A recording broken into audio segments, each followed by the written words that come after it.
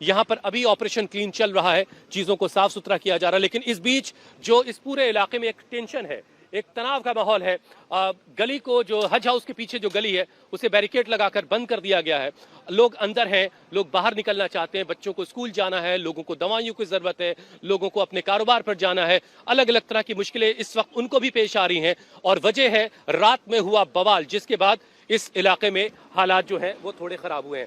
एक और बड़ी खबर आपको बताते हैं, दिल्ली में इस मस्जिद के पास बवाल के बाद पुलिस एक्शन हुआ है। अभी तक 10 लोगों को हिरासत में लिया गया है। जैसा कि मैंने पहले आपको बताया था कि जो ऑफिशियल्स हैं, जो पुलिस के लोग हैं, उनके बॉडी पर जो कैमरा लगा होता है, बॉडी कैम, उसके जरिए लोगों की शिनाख्त की गई है और अब तक 10 लोगों को हिरासत में लिया गया है, जिनसे पूछताछ की जाएगी। कल रात में जो हंगामा हुआ, जिसके बाद पथराव हुआ और पथराव में तकरीबन 5 पुलिस वाले जख्मी हुए और इनके बाद जो बॉडी कैम के जरिए लोगों की पहचान की गई, लोगों को पहचाना गया, लोगों की शिनाख्त हुई और अब तक 10 लोगों को इस पूरे मामले में हिरासत में लिया जा चुका है।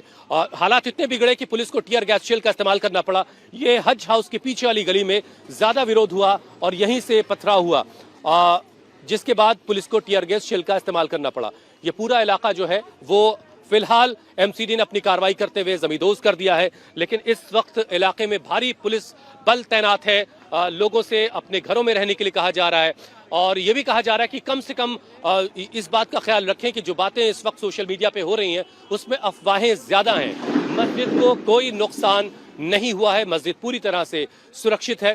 ये देखिए पीछे लगातार जो है वो डंपर आया हुआ है, डंपर में जो यहाँ का मलबा है उसे भर भर के यहाँ से हटाया जा रहा है, साफ किया जा रहा है। लेकिन इस बीच पुलिस की कार्रवाई भी अपनी चल रही है, एमसीडी अपने काम को कर रही है और पुलिस अपनी कार्रवाई कर रही है। पुलिस ने अब तक बॉडी कैम के जरिए जो शिनाख्त की, उसमें अब तक 10 लोगों को हिरासत में लिया गया, क्योंकि 5 पुलिस वालों को इसमें चोटें आई हैं, 5 पुलिस वाले जख्मी हुए हैं, जिसके बाद पुलिस ने ये लीगल एक्शन लिया है। लेकिन अभी इस पूरे इलाके में बुलडोजर चल रहा है, क्लीनिंग का काम हो रहा है, जो मलबा है उसे हटाया जा रहा है, अलग अलग डंपर्स के जरिए मलबे को हटाने का काम चल रहा है। लेकिन इस इलाके में अभी भी आप यहाँ की फिजाओं में टेंशन महसूस की जा सकती है और इसी वजह से यहाँ पर भारी सुरक्षा बल को तैनात किया गया है, ताकि लोगों को, हालांकि जब सुबह सुबह डीसीपी साहब यहाँ पर आए थे तो उन्होंने कहा था कि इस इलाके में कार्रवाई से पहले इलाके के लोगों से बातें की गई थी, लोगों को भरोसे में लिया गया था, लेकिन कुछ लोगों ने हालात को खराब करने की, हालात को बिगाड़ने की कोशिश की, जिसके तहत पुलिस पर पथराव हुआ,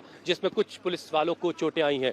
आप देखिए ये मस्जिद के जो सहन का हिस्सा है, ये मस्जिद का मेन गेट है और मस्जिद के सामने ये बाहर का हिस्सा, ये कैंपस, ये कंपाउंड जहां पर खुले में ये जो मस्जिद का सहन कहलाता है और वो हिस्सा वजू खाना है और यहाँ पर ये पीने के पानी का इंतजाम है। ये पूरा हिस्सा जो है मस्जिद के अंदर का हिस्सा है और ये यहाँ पर कुछ नहीं हुआ है। और इससे सटा जो बैंक्वेट हॉल का हिस्सा था, यहाँ पर एक डिस्पेंसरी थी, वो उसको लेकर के मामला अदालत में था और हाई कोर्ट से स्टे नहीं मिलने के बाद एमसीडी ने कार्रवाई करते हुए देर रात करीब 2 बजे ये कार्रवाई शुरू हुई और इस कार्रवाई के वक्त जिस तरह के माहौल यहाँ पर बना, उसे लेकर के हालात यहाँ पर इस वक्त कुछ ऐसे हैं कि भारी पुलिस फोर्स की तैनाती करनी पड़ी है।